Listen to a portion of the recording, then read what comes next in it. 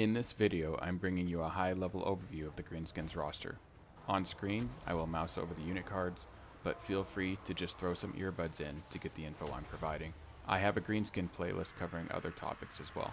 This is the initial roster video for this faction. More will follow.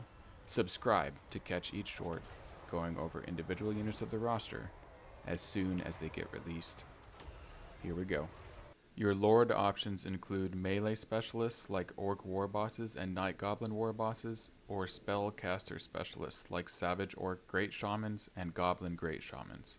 Heroes include similar options. For anti-infantry, and honestly anti-everything, you have Black Orc Big Bosses. They're also your hero that provides training. Goblin Big Bosses are great for single target damage and backline artillery units with a low entity count. Night Goblin Big Bosses are very weak until you get their Squig mount and their skills that buff Squig units in the army. Giant River Troll Hags are your melee spellcaster with lore of death magic. With a few skill points, they can be decent against trash units and have health regeneration. In an army, they are a must because of their increase to casualty replenishment. This can keep your army raiding and sacking without needing to return to a recruitment province. Orc Shamans are some of your more physically capable spellcasters, but only for trash or chasing routing enemies. Their big wasp spells are incredible. Brain Bursta and Headbutt are great for standard infantry unit damage. Foot of Gork is a tactical nuke. Night Goblin Shamans aren't bad. They can make weaker units stronger and weaken enemy units to bring them down to your Goblin level. The number one goal of my formation is to keep a solid enough front line to hold until your damage dealers can do their work. This can be Orc Boys, Savage Orcs, Biggins, Savage Orc Biggins, Black Orcs, Goblins, Goblins with Spears, or Night Goblins. Remember to opt for Night Goblin Fanatics for their special ability. Monsters can also make up portions of your front line. Giants, Rogue Idols, and Arachnarok Spiders are your frontline options. Arachnarok Spiders also deal anti-large damage and have a short-ranged missile attack that spreads poison. The Flinger variant also serves as an artillery piece with a special web effect on contact that slows and reduces vigor.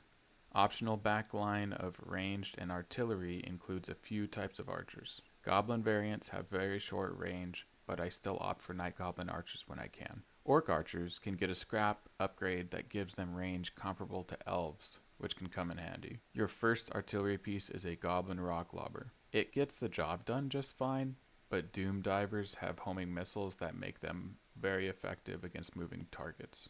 You also have a basic anti-large option in your Goblin Bolt Thrower. You have a few good options for missile cavalry. Wolf Riders are very fast, but Spider Riders are a little sturdier, have Strider, and shoot poison arrows. Don't underestimate the positive effect of the Strider attribute in steep terrain. All Spider units get it. Your Goblin Wolf Chariots do not fit into my strategies, but I'm sure they have their uses. Melee cavalry options are solid with fast Wolf Riders, sturdier Strider Spider Riders, and my personal favorite, Night Goblin Squig Hoppers. They're fast, have armor piercing, vanguard deployment, and good scrap upgrades to make them faster and a little sturdier. Your Orc options come in 3 flavors of shock cavalry. Orc Boar Boys, which are sturdy and have armor piercing. Savage Orc Boar Boys, who substitute physical resistance for armor, and have the Frenzy trait to buff their attacks and make them immune to psychology. Boar Boy Biggins, which are your anti-large cavalry. Savage Orc Biggins, which are also anti-large and have the same trade-offs of other savages. And finally, your Orc Boar Chariots, which are another unit I tend to leave out of my stacks. I'm not too big on the micro that comes with having chariots in an army. A few special units to mention are your War Machines and Beasts. I don't always take Snotling Pump Wagons with me, but they are the one chariot I like to have for special strategies. Each of the 3 variants has its own special attribute. If you want a deep dive on any of these unit categories, let me know in the comments. You have Trolls and Squig units in your Beast category. 3 variants of Trolls bring fun twists to your army compositions. 3 variants of Squigs, not including Super Squigs, give you even more options for different army compositions. Squig Herd units have the best value out of any unit in the Greenskins roster. This does not mean use them all the time. They're just cheap and effective. They're just fast enough to flank. They have armor piercing, You can recruit them from any province, and their rampage trait means they rarely retreat from battle. In those moments, you have chaos or dwarfs breathing down your neck. Recruiting a couple stacks of these guys can get you out of trouble quick. Not retreating is a double-edged sword. While it is helpful for winning, squig herds often get wiped out in both auto-resolve and manual battles. Good thing they're cheap, right? I think that's enough for this video.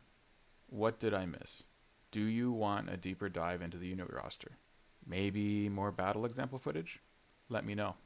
And remember, Mork and Gork say subscribe.